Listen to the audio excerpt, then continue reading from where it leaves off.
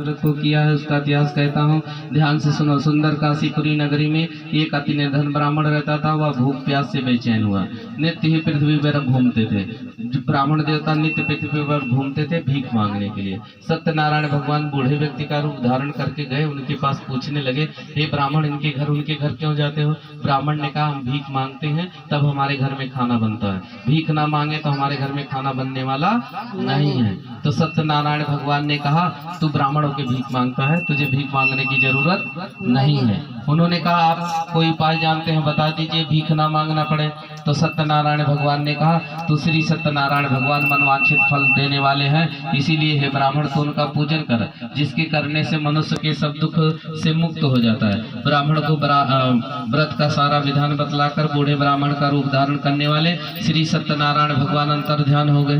ब्राह्मण को सारी बात बताए तो ब्राह्मण पीछे मुड़ के देखा, कोई बूढ़ा व्यक्ति दिखाई नहीं दे रहा। अंतर ध्यान हो गए। तब बूढ़े व्यक्ति ने सोचा, बूढ़े व्यक्ति ने जो बताया है ये काम हम जरूर करेंगे। रात को घर गया, खाना खा के सोया। रात भर नींद नहीं आई, टेंशन में हो गया।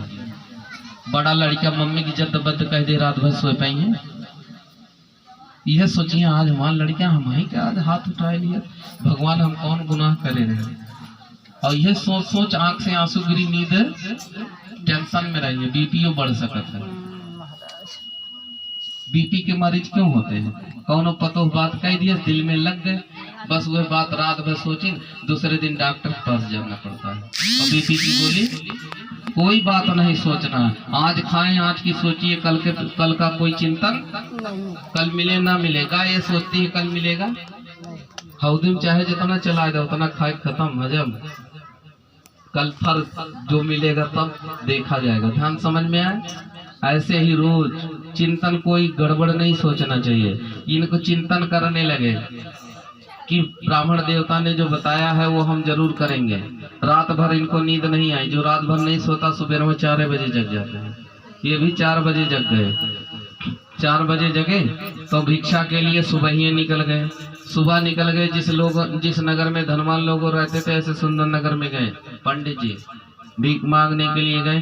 भगवान की कृपा से उन्हें बहुत सारा धन मिला। तो भगवान के पूजन की सामग्री खरीद करके इकट्ठा करके अपने घर आए। तो सबसे पहले पत्नी को बताएं, आज अपने घर पे सत्यनारायण भगवान की कथा होगी, हम कथा सुनना चाहते हैं। उनकी पत्नी और दोनों लोग कथा सुनने लगे। इतने में एक लकड़हारा था, जंगल से लकड़ी काट करके, उसको बहुत प्यास लगी थी। जंगल में कोई पानी पीने की व्यवस्था नहीं थी, लकड़ी काट रहा था, प्यास लगी। प्यास बुझाने के लिए ब्राह्मण के घर में गया।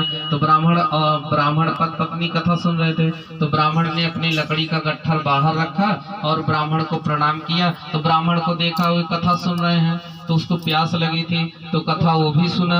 जब कथा खत्म हुई, प्रसाद लिया, चरणामृत लिया। प्रसाद खाने के बाद उनके घर का जलपान किया। जलपान करके ब्राह्मण को नमस्कार करके चलने लगा।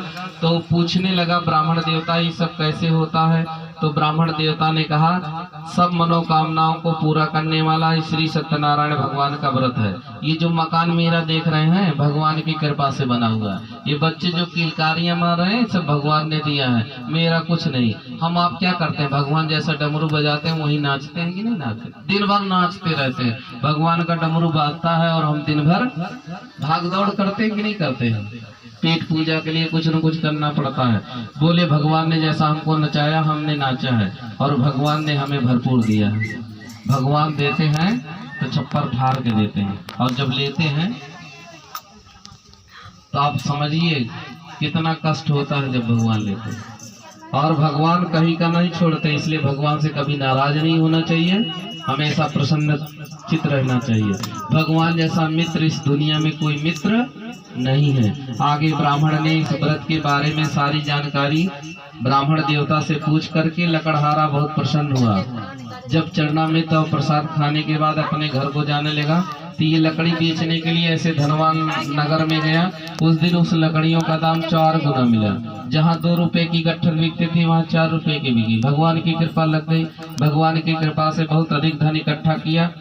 और जब इकट्ठा करके घर वापस आने लगा, भगवान की पूजन की सामग्री खरीद करके घर आया। अपनी पत्नी को समाचार दिया और पत्नी ने पूरे मोहल्ले में भाई, अपने देवरान जेठान सबको बुला करके इन्होंने कथा सुनी। जब भगवान की कथा सुनी, भगवान प्रसन्न हो गए और भगवान की कथा सुनने से जब भगवान प्रसन्न हो गए तो पति पत्नी को आशीर्वाद देते हैं। इनके लकड़हारा के यहाँ धन पुत्र से युक्त होकर संसार के समस्त सुख भोग कर अंत में वैकुंठ धाम को जाते हैं। इत श्री सत्यनारायण व्रत कथायाम द्वितीय अध्याय समाप्ति। बोले श्री सत्यनारायण भगवान की जय।